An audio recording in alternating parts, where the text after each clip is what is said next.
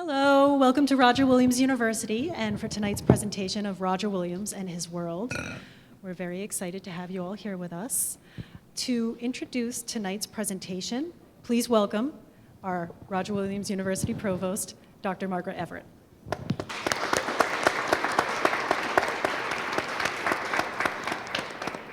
Hello, so nice to see you all, and thank you for coming. Good evening, and thank you all for joining this special presentation of Roger Williams and his world. Tonight's presentation will offer an exploration of Roger Williams' role in American history. Williams was the 17th century founder of Providence, who established a community founded on religious freedom and the separation of church and state, as I know many of you are aware. While others had called for religious freedom, Roger Williams succeeded in actually putting theory into practice. Williams was not ahead of his time, but his colony was one of the most forward-thinking experiments of the time. Roger Williams University strives to live up to this legacy. Our university's pursuit of excellence in education, academic accomplishment, and community service is rooted in our namesake's focus on intellectual exchange, critical thinking, and innovation as a means of improving a free society. It is this legacy that inspires our mission to strengthen society through engaged teaching, learning, and research, and to prepare our students to become the change makers and leaders for what the world needs next. Another connection that you may not know is that Roger Williams University houses the Roger Williams Family Association collection of artifacts and family history. And tonight we have the pleasure of welcoming honored guests from Roger Williams Family Association, Trish Woodard, Helen Smith, and Don Williams. I don't know, oh, there they are. Hello, welcome. And now I'm so pleased to introduce our speakers. Dr. Charlotte Carrington Farmer, Professor of History at Roger Williams University, received her PhD from the University of Cambridge and specializes in early American history.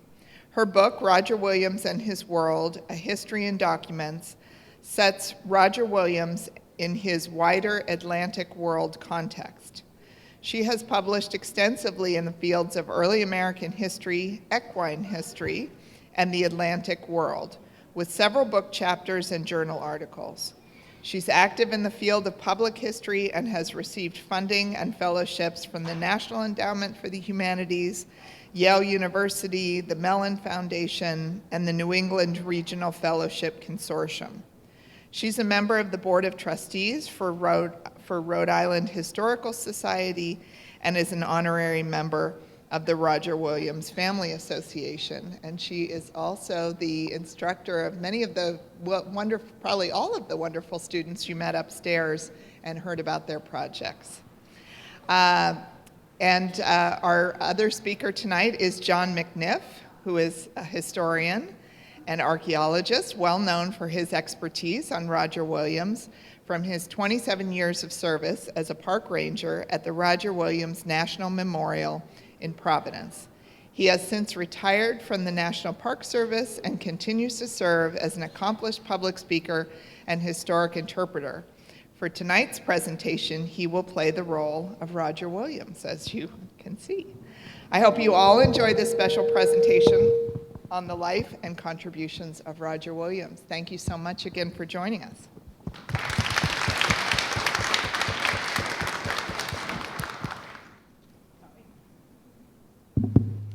It's such a joy to be with you this evening. Thank you, Provost Everett, for those generous introductions, and welcome everyone. If you're stood at the top, please do make your way down. There are plenty of seats available for you. So I'm going to talk for maybe 5, maybe 10 minutes to introduce my new book, Roger Williams and His World, and then we'll get on with the main event tonight, which is talking to the man himself. I want to just start with a couple of additional thank yous. I'm really appreciative of the time and effort that the Roger Williams University Marketing and Communications Department has put into making this event possible, particularly the work of Jill and her team. She's worked incredibly hard to bring this all together. The Department of History, as always, is an incredible sponsor, and more specifically, students you met earlier who are in the history class, Mary Williams and Her World. Thank you to John McNiff, who we'll see later as Roger Williams, and also Ranger Andy and the rest of the Roger Williams National Memorial National Park Service, and Ranger Andy's up at the back.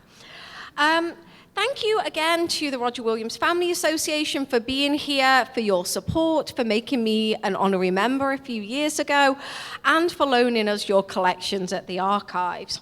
And finally, thank you to Dana from Rhode Island Historical Society. It's so exciting as a historian to see original letters written by Roger Williams out in the public. And so thank you, Dana, for making that possible this evening. You made my night.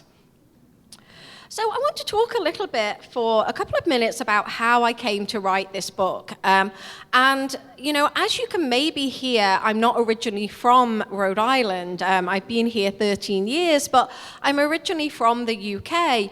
And I actually have been studying Roger Williams all my adult life. My work on Roger Williams started when I was an undergraduate student in the UK over 20 years ago. I'm now 42, and I started studying him when I was, 18 or 19.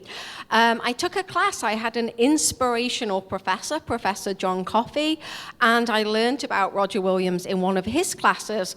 And I was so enthralled that the year before my senior year, I came to Providence and spent some time looking around, learning about Providence, and traveling the East Coast. And when I went back to the UK, I wrote my undergraduate dissertation on him. He became part of my master's, my PhD. I published a book chapter on him a few years ago. And then in January this year, my book, Roger Williams and His World, finally came out. And it seemed almost like fate 13 years ago when I was lucky enough to take what I describe as my dream job at Roger Williams University.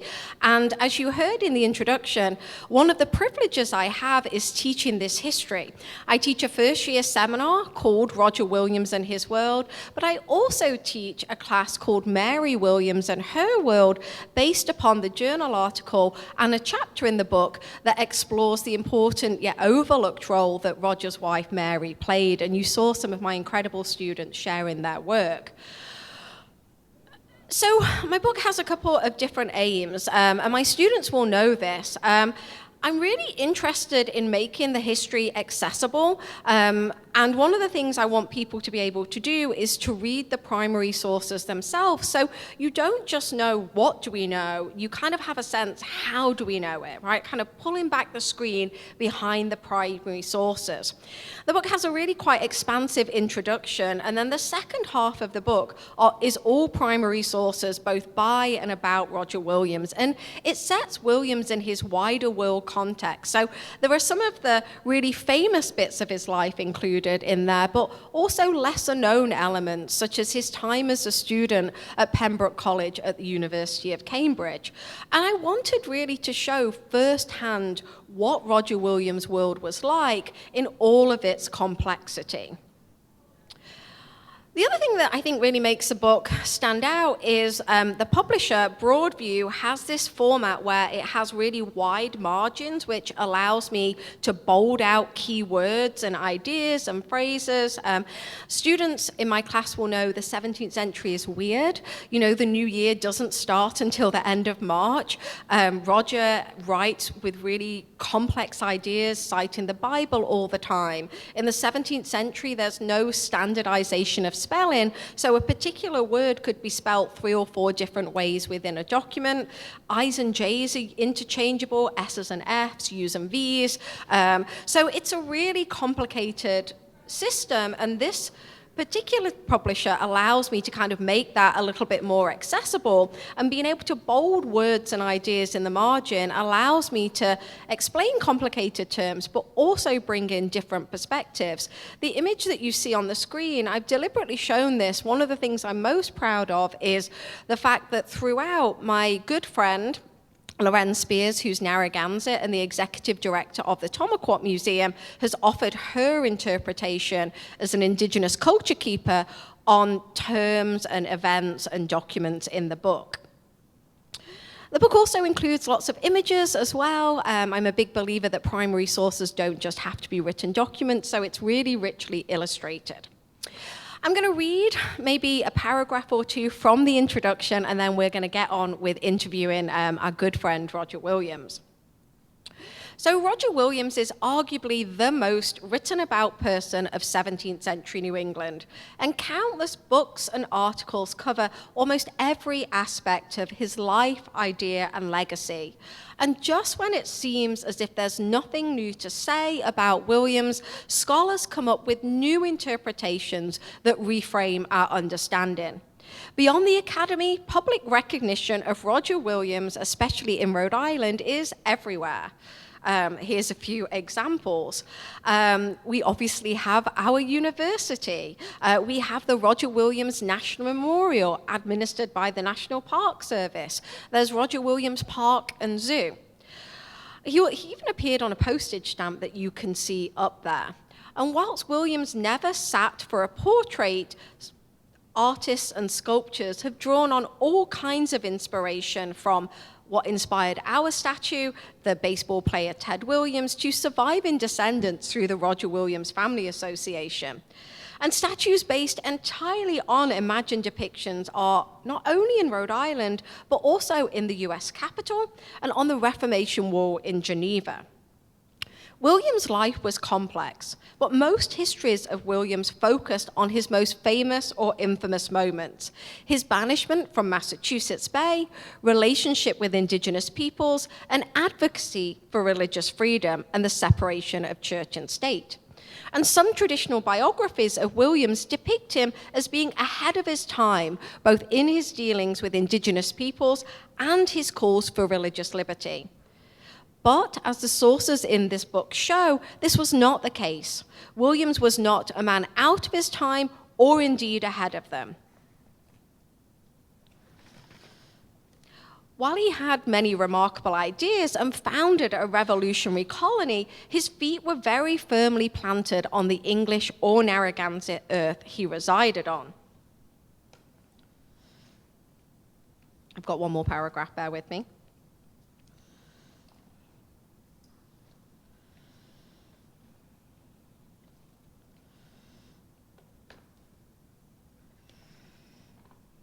This collection enables you to consider Roger Williams from different perspectives, from that of a religious radical who was banished and had his books burnt, to a husband who missed his wife. The sources are a mix of Williams' personal correspondence and published works, but the collection also includes sources by his contemporaries, which help frame Williams in his wider world. And here's a couple of examples from in the book. So on this side, you can see the Key into the Language of America, which is in many ways, Roger will tell us about it, but it's an English Narragansett dictionary and phrase book with his own ethnographic observations, one of his most famous works. But also the other screenshot that you see on the other side is a letter to Anne Sadler, who is one of Roger's many enemies, and she is an incredibly powerful and well-connected woman in England who refuses to read Roger's book and wishes him dead. So I wanted to include some of these complicated sources in there. So the sources show the diverse worlds in which Roger Williams lived, from a place of idealistic religious liberty to the very real tragedy of native exploitation. The collection balances out his well-known works with those that are lesser known. Williams was a complex person who lived in a period of radical upheaval, both in England and New England. And final sentence.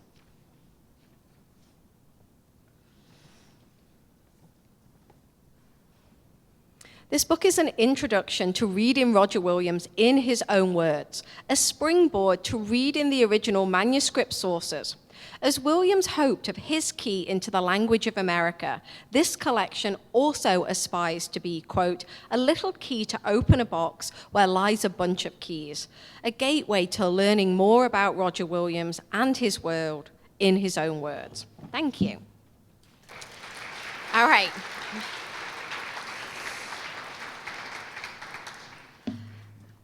And now to the exciting bit this evening.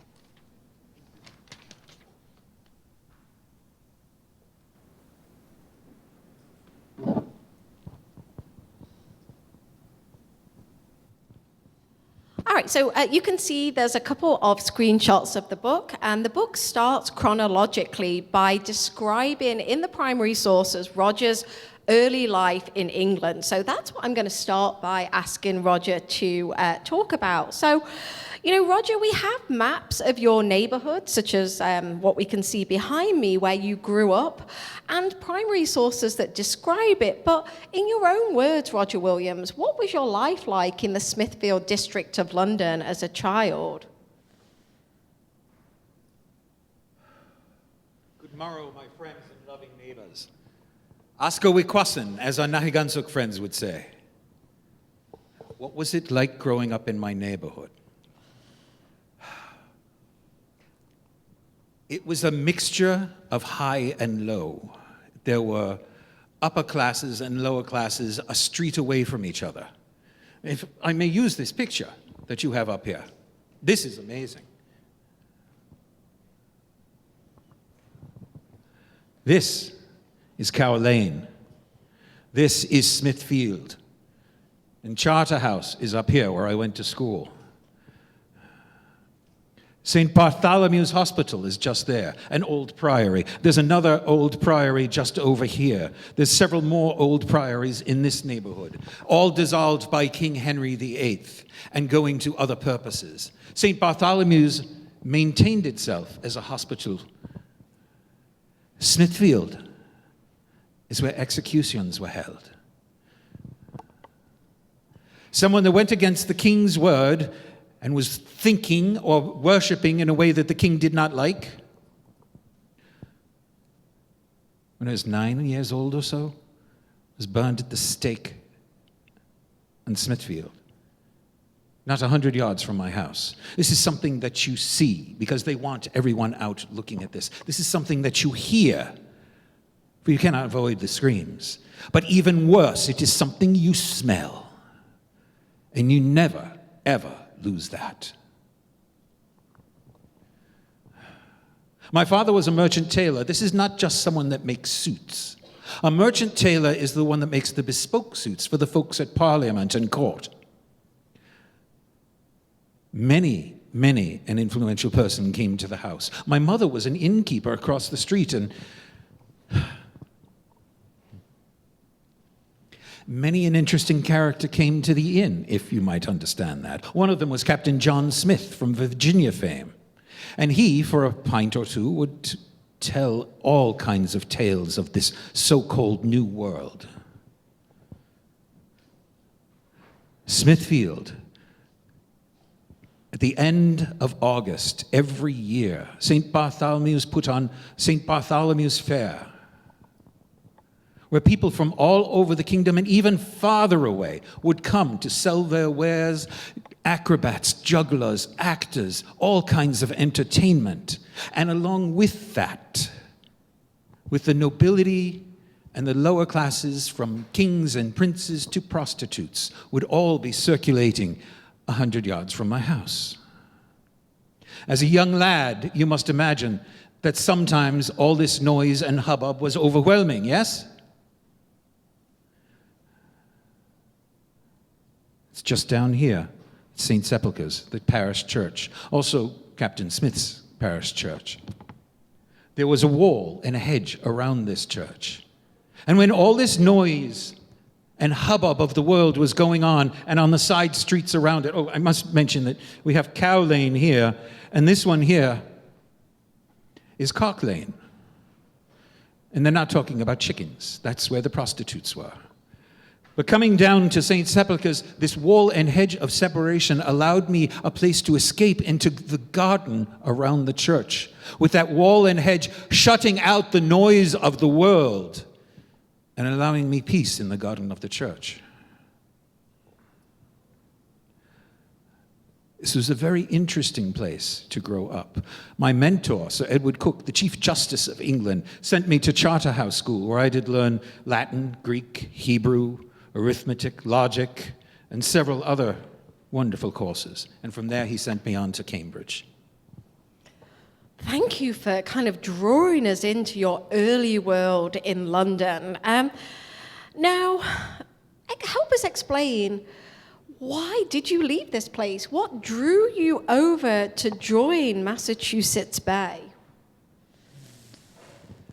Generation after generation after generation of persecution and reform, persecution and reform, persecution and reform led to nothing but more persecution.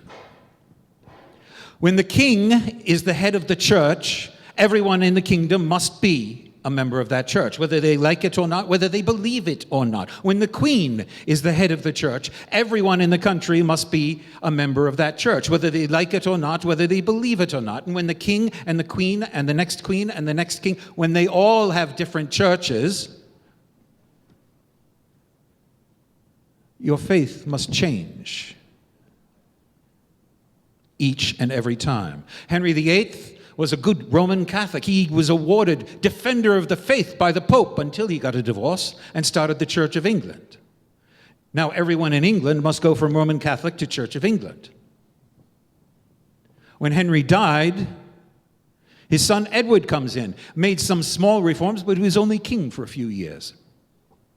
When Edward died, Henry's first daughter, Mary, becomes queen. She, the daughter of Catherine, the daughter of the King and Queen of Spain, is Catholic. So guess what? Everyone in the kingdom must now go back to the Catholic Church. And Mary enforced this with all sorts of persecutions.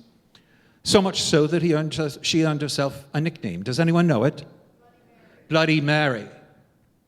Mary was only queen for a few years. And then Elizabeth becomes queen. Back to the Church of England because she wants to be seen as a strong and independent woman, much like her father. What does that say about faith? What does that say about the church? What does that say about the people that change so easily from one to the other? If government is here and now,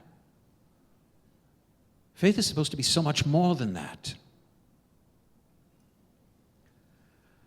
And each time it changed, there were persecutions. With James, it was Archbishop Laud going around and making sure that all the recusants, as they so called them, people that did not follow closely the Church of England, were to be punished by fines, imprisonment, or even worse.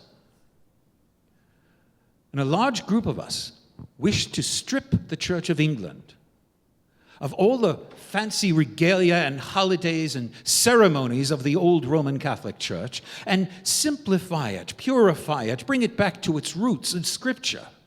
They called us Puritans. And now, with Archbishop Laud, we're being persecuted. So we must hide. With all those reforms, we realized nothing was going to change in the old world. The recipe of persecution was written into the rocks and stones, the very bones of the old world. So we must try something new. And we knew of this other place, a so-called new world for us. Thank you, Roger. So you and your wife, Mary, come over famously on the ship the Lion, arriving in 1631. But it doesn't seem to work out for you in both the Massachusetts Bay Colony with the time that you spend in Salem. Then you go down to the Separatist colony at Plymouth for a few years. Conflict seems to follow you, and you go back to Salem, and again, conflict follows you, so much so that in October of 1635, you're banished for new and dangerous opinions. What's this all about, Roger? You know, what are these new and dangerous opinions, and why were you banished? We came to the Massachusetts Bay because these were my friends, people I had worked with in Old England. John Winthrop, particularly.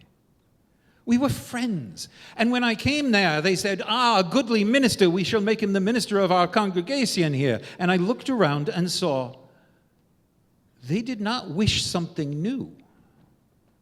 They wished to establish the same mistakes that the persecution that was going on in the old world. So I refused them. Went up to Salem. They put pressure on Salem. I went down to Plymouth. And at Plymouth, I started to preach that a minister should not be paid. That makes him a mercenary. He should be a working member of the community that preaches in addition because it is coming from his heart. Well, two things. That not being paid part really got some people angry, but the other part meant that I needed a job. I am from a city. I do not know how to hunt. I do not know how to farm. I am not a fisherman. What I do know how to do is trade. And I took the lessons of my father when a boat would come in with silks from the Far East. Say an Italian ship is bringing it from the land of the Turks. An Italian ship is bringing it into London. My father did speak many different languages. And he would go down to the ship before it even ties up and start yelling and negotiating with the sailors for bolts of cloth. Have you ever done this, going to a fishing boat? Before it ties up, you can get lobsters and fish and all sorts of things. Before they get to market, you can get them at a great discount. Well, that's what he did. And I learned the secret of this was being able to speak their language. So at Plymouth, I went out among the Wampanoag, just near here, and the Nahagansett across the bay, did learn their language, and did trade English goods with them, for there was great desire for that. Knives, kettles, hoes, axes, blankets, coats. And they in turn would give me food and furs to trade with people at Plymouth. Does anyone here speak more than one language? Right. Then you know that it is not just word substitution. There's not just one word for another and it's the same structure and no. There are entire different thoughts to go along with the same word. I'll give you an example for you others. In English, we have a sheet of paper, yes? Flat, square, smooth. We have a sheet on the bed. We have a sheet of ice. Yet in French, c'est une feuille de papier, a leaf of paper. All of a sudden, a whole new set of concepts going along with that very same thing. When you learn another language, you learn how people think about a place. You learn how people put things together in their world. And I, learning the native language around here, found out that this is all their land. They do not put fences up the way the English do, but they hunt, they fish, they farm. They use all of this land. And that if we, the English, wish to settle here, we must make some sort of a deal with the true owners of this land. Without that, it is theft. That might be into some trouble, too. There were some things going on at Plymouth that I had to leave, and I went back up to Salem, where I'm preaching these dangerous opinions, that a minister shouldn't be paid, that the king should repent for giving away land that he did not own. I wrote a letter to the king and told him he was committing a sin by giving away things that weren't his. It didn't go over well.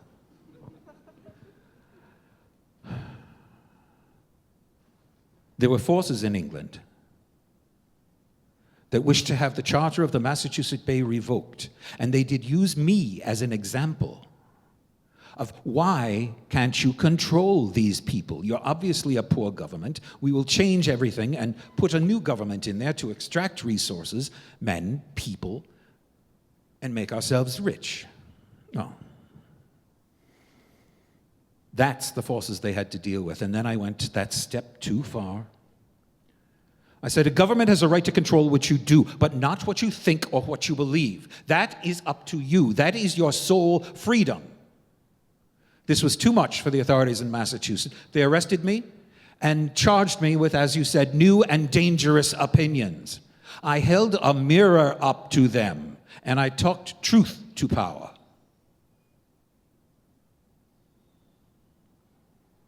They did exile me into this, as John Cotton said, expand me to the world in a cold, harsh New England winter. So harsh. You see this bay in back here. It's frozen solid.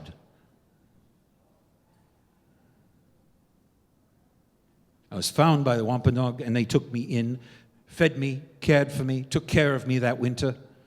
And we eventually negotiated with the Nahagansuk for the land that I said was God's providence to us in our distress. Well, that's perfect timing, Roger, because I want to ask you a little bit more about this. So our audience members can see two documents up on the screen. We have the very land evidence that you're referring to over here, that hopefully you can tell us a little bit more about this document and what makes it special. And then another document that comes, 3 decades later, and what are these sources and how did they set up Providence as this revolutionary settlement? The first document is the land evidence. I did write out what the boundaries of this settlement are. And Canonicus and Miantanomi, the two sachems of the Nahagansuk, did make their marks on that piece of paper, saying that, yes, these are the boundaries. But it is not a deed, it is not a sale, it is a land agreement. They will let me live in between Pawtucket, Nutaconkinut Hill, and Patuxet, with the Blackstone or Seekonk River as the background. That was what they gave me initially. And in exchange for that piece of land for me to use, I would translate for them, advocate for them, let them have any of the English goods that they wanted from me whenever they wanted them. They could use my boat when they wanted. We used that document as a linchpin to be good neighbors with each other. The skills that I had were at their disposal, and the skills and abilities and resources they had were at our disposal. We were going to work together in this place.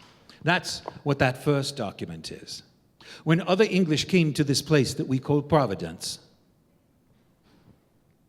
we agreed on something extraordinary. We were going to put together this government in Providence where the majority vote of the people decides things, but only in civil things. We should make no religious rule in this colony. For here, we wanted a true hedge or wall of separation in between church and state. For that reason, it goes back to my childhood. It blocks out the noise of the world.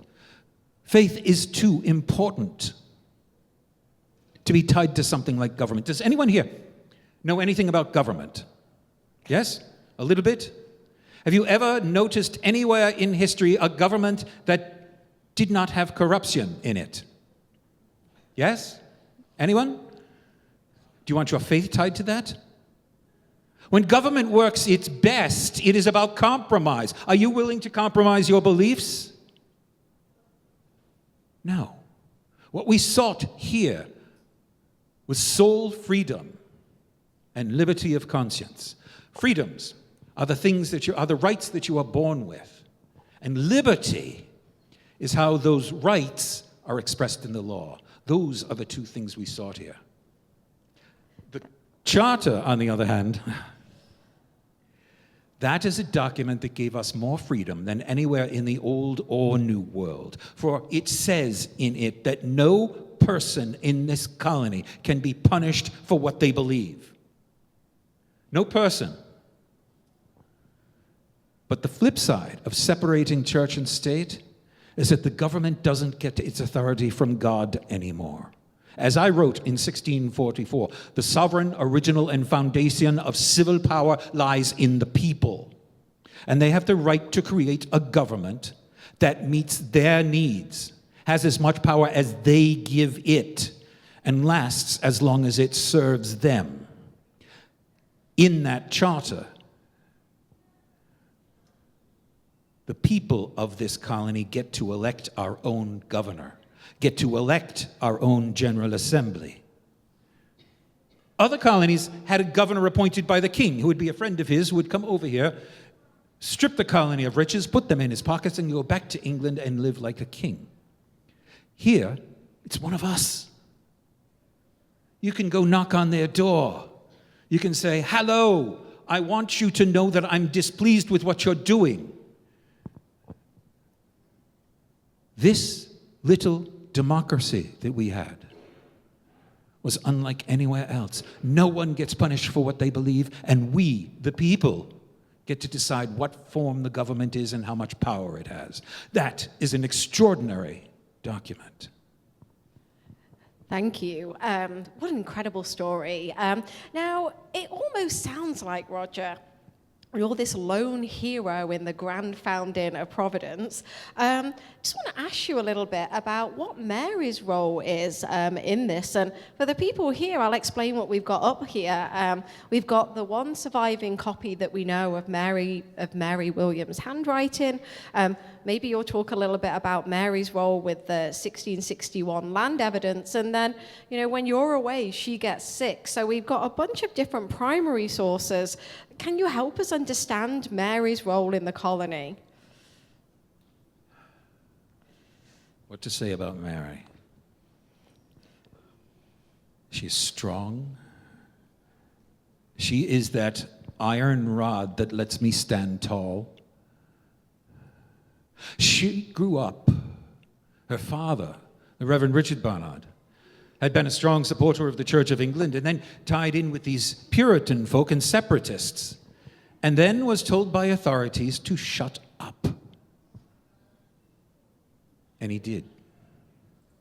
And Mary watched this with her father, saw what it did to him.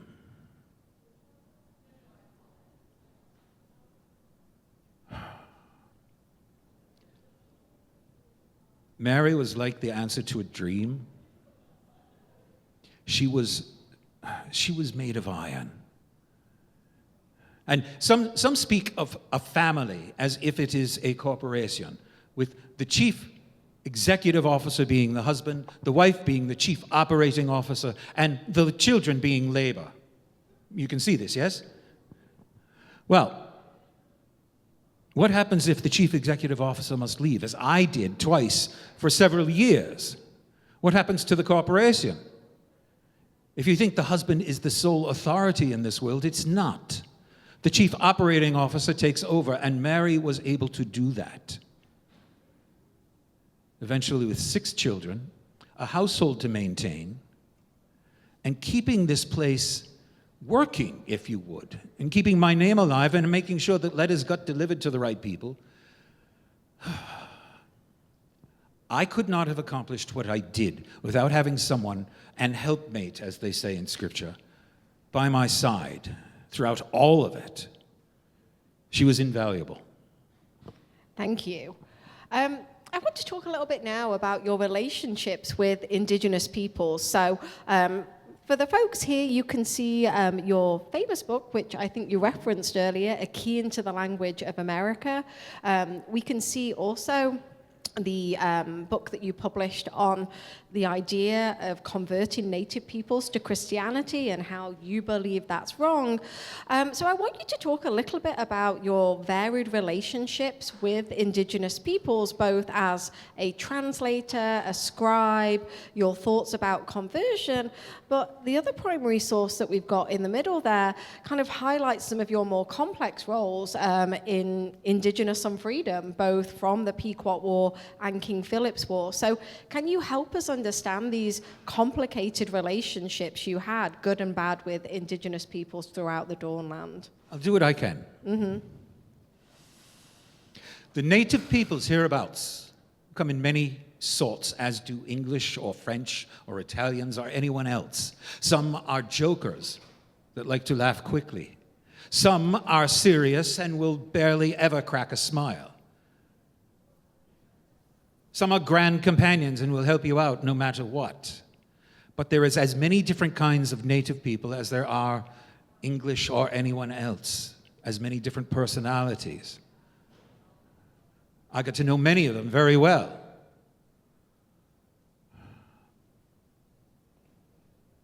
The key to the language of America. My first step here in actually going out in the world was to learn their language. In the process, learning how they live. And I wanted to share that with people, because there were people in England that said they were not human because they're not in the Bible. How could they possibly be human if the Bible doesn't cover them, because the Bible can't be wrong? Well, if you stand next to them and talk to them, you know they're as human as anyone. This key prevents Englishmen from running into a wall. That wall of language that comes down so often in between peoples. And it's set up so that you can look quickly through it to find out what you are doing. The first chapter is how do you say hello? There are chapters on the stars in the sky. There are chapters on the animals. There are chapters on the housing, on every aspect of life. And to top off each chapter, I put a little poem towards the end of each one. That's right. May I? I'd love you to. I must admit that I used that book to criticize the English a bit. Is that all right? This is my favorite excerpt from one of the poems. It's short, I will not bore you long. Boast not, proud English, of thy birth and blood. Thy brother Indian is by birth as good. Of one blood God made him and thee and all, as wise, as fair, as strong, as personal. They're people, just like you and me. So you treat them as part of God's creation. Now, people like Eliot and others wish to force conversion on them, saying that, well, they don't know any better. Forced conversion, and this one many people giggle at, but forced conversion stinks in God's nostrils. It is the equivalent of soul rape. You cannot force someone to worship God with a clear conscience. How many people here, I've heard this many times before, that people equate God with love, yes? Could you have someone tell you who to love or who not to love? What would you think in the meantime when someone's saying that to you? I know what's in my heart. Christenings make not Christians, whereas I take issue with all these forced conversions that Eliot and others are doing up in the Massachusetts Bay, forcing the native peoples to live in praying towns, as they so call them, wearing English clothes, living in English houses, destroying the way they live. The native peoples here are far better farmers, hunters, and fishermen than any Englishman is going to be. A native field is 1 acre of corn, beans, and squash, which provides food for 8 or 9 people. An English farm of 6 acres barely provides enough for 5. Thank you.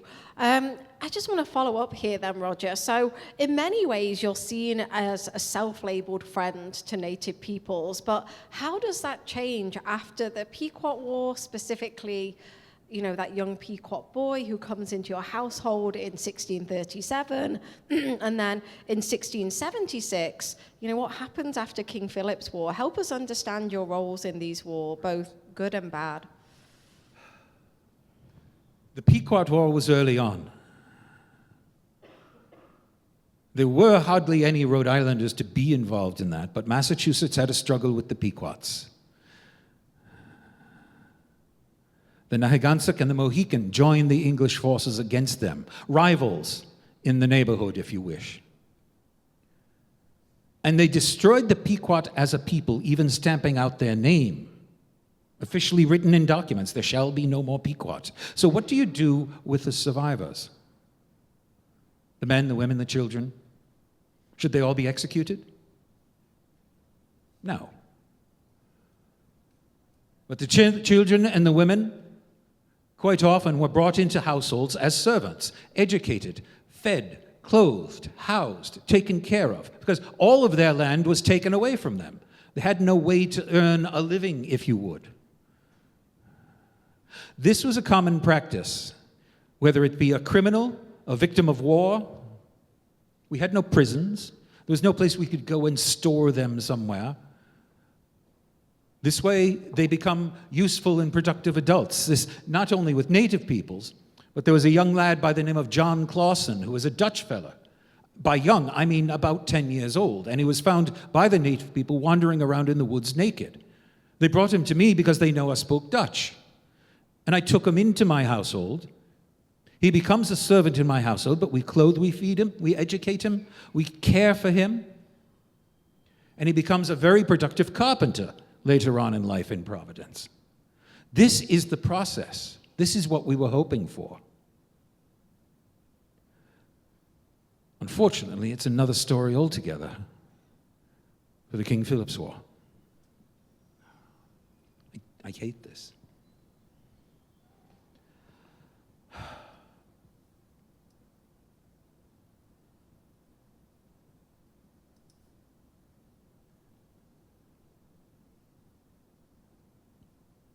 We tried to avoid that war. The people in Rhode Island, we tried and tried and tried. There were conflicts in between once Osamequin, or as many of you know him, just once Osamequin passed, his son became the next sachem and was ordered to go to Plymouth. He was known as Alexander, and they ordered to go to Plymouth. He refused at first. Then they sent armed guards to take him there from Plymouth, dragging him back. And on the way, he died. His younger brother, who we all call Philip, was ordered to go to Plymouth to sign a new treaty that we'll all be friends. He didn't see any options, so he went to Plymouth. He signed the treaty, and when he got back to the tribal council, not far from here, he explained what the terms were, that the Wampanoag must give up all their guns. And the tribal council said, we're not doing that. Delay after delay, and it eventually turned into a shooting war.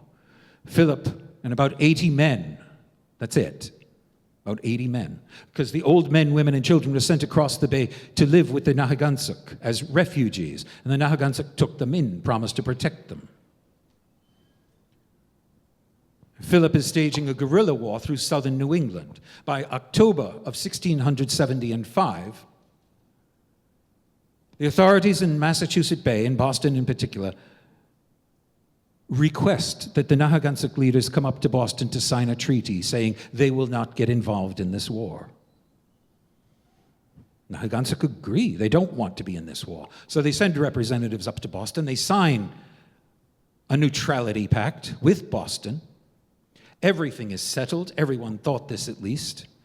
And on their way back, they're just getting back when they get a message from Boston. Oh, by the way, you must turn over those Wampanoag old men, women, and children that you have given shelter to and give them to us as hostages to make sure you keep your word.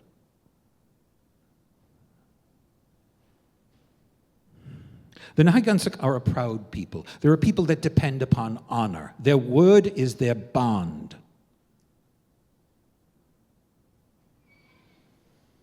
It's an insult to turn over people that came to you as refugees, to turn them over to their enemy as hostages. So the answer from the Nahagansuk was not a Wampanoag, nor the paring of a Wampanoag's nail. This, the authorities in Massachusetts Bay took as a sure sign that the Nahagansuk would side with Philip and the other natives around here and attack the English in the springtime. So they were going to jump the gun a bit. Massachusetts Bay, Plymouth, and Connecticut, the United Colonies, did invade Rhode Island and attack the Nahagansuk at their refuge in the Great Swamp. They killed about 700 men, women, and children there. After that battle, Canunchus, the war leader of the Nahagansuk, assembled an army of 2,000 and marched up the west side of Narragansett Bay, burning everything English. Got to Providence, and I went out to talk with them. But we failed to save Providence. Canunchit was captured a few days later just north of Providence, crossing the river, and executed. This dissolved this great assembly of men that had been an army. Philip was killed a couple of months later down just over here. But at the end of this war, there were about 500 prisoners of war in Providence. Providence had been burned. We have no houses for ourselves. We have no food for ourselves. What are we to do with 500 prisoners? Most English say, kill them all, let God sort them out. They really have, everyone has lost something in this war. And they just want to get rid of them. If we release them, the war is still going on up in the northern parts of Massachusetts. They may join the fighting up there.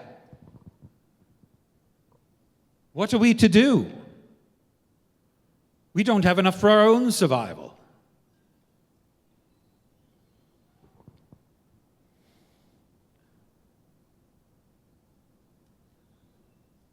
The answer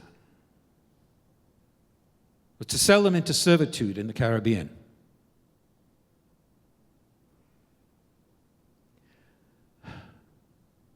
These were my friends.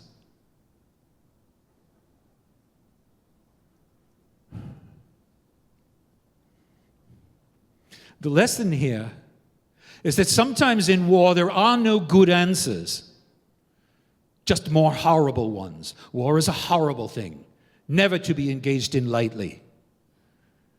For the decisions you must make can kill your soul. Thank you for that moving description, Roger. I have one more question for you, and then we'll take some from the audience. I feel like from one difficult piece to another, the good people in the audience may know the image on the screen as probably one of your most famous or perhaps infamous publications, the Bloody Tenet of Persecution, which talks about separation of church and state and religious freedom, but they might not know that it was burnt by order of the public handman in England. It was a banned book. Why? What's the problem with this? What's so controversial, and why was it burnt and banned? It's an argument about the separation of church and state. In England, the monarch is the head of the church.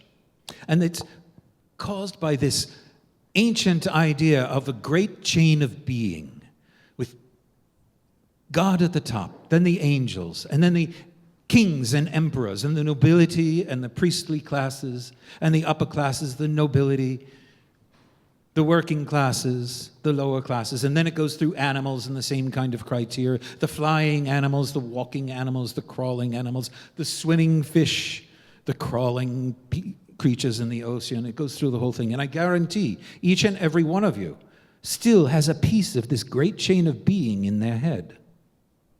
Who among you would think that if your partner were to kill a spider, it's a horrible thing? Anyone? You may call them over and say, here, kill this spider for me, yes? If your partner killed a butterfly, all of a sudden they're a horrible creature. Different places on this great chain. Everything has its place. And what we are doing in that book, by debate, is what we tried to do in this colony, is cut that great chain of being right at the very top. That the king is there not because God wants him to be there, but the king is there as the ultimate public servant, a servant of the people. The people are the foundation of civil power. And if I may, if you ever get a chance to see this book, it is set up as a debate in between truth and peace. And I will ask this now. Which would you rather have? Truth or peace? Truth? Anyone else? Truth? Truth is frightening, it's scary, it's sometimes violent. Peace is compromise. Peace is everybody getting along with each other. And everyone sees peace as being this wonderful ideal, but at its heart is compromise. Truth, you do not have to compromise. That's incredible, Roger. Thank you. We have time to take a couple of questions now. We will finish right around 7. So if people have additional questions after the couple we hear now, Roger and I will be hanging out. But does anyone have a question that they would like to ask Roger Williams? This is now your chance. I mean, I just wrote a book about this guy. You don't normally get to interview the people you just write a book about. Yeah, what questions do you have? Yeah. I'll start with one. It's a simple one. Is there any truth to the what cheer story?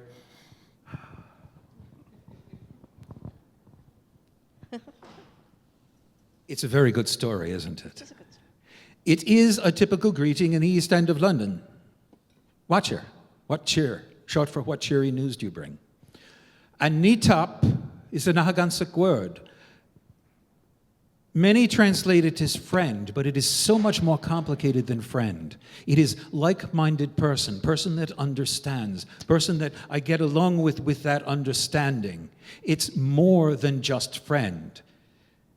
If it's not a true story, it's a true explanation of the situation. The Nahagansuk spoke some English, and as a matter of fact, quite often the Nahagansuk picked up the English language quicker than English could pick up their language.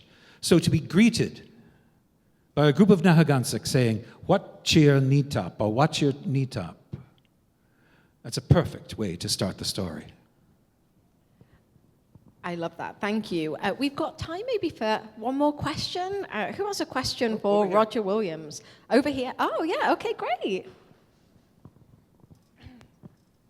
You spoke of your wife, Mary, in high regard, yet the first woman you were infatuated with was Jane Whaley. It seems like Mary may have been a bit of a rebound, in a sense.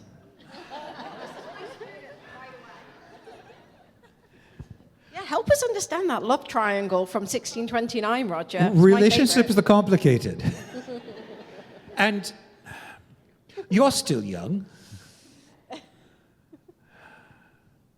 You can be walking down have you read Romeo and Juliet at all?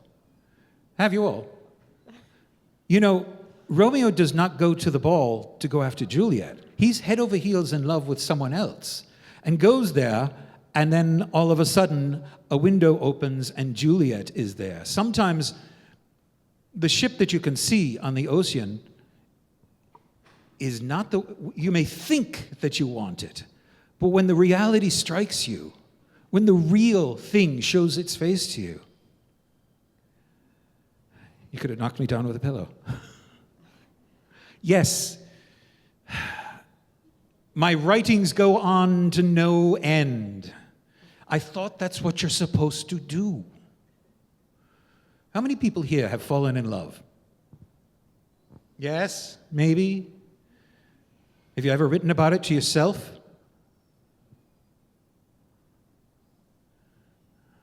Have you been more flowery than was absolutely precise?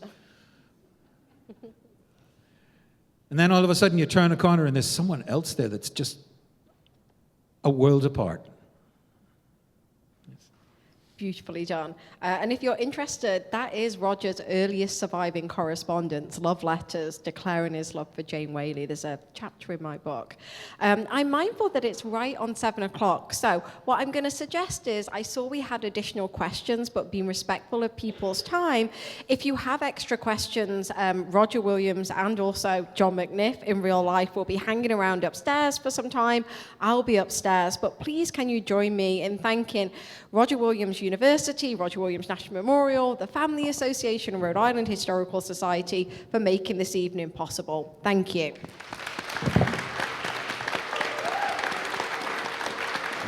And thank you, Roger Williams. And we'll be upstairs, come hang out. I've got some books for sale. John's going to be there. Please come and ask us further questions. Thank you.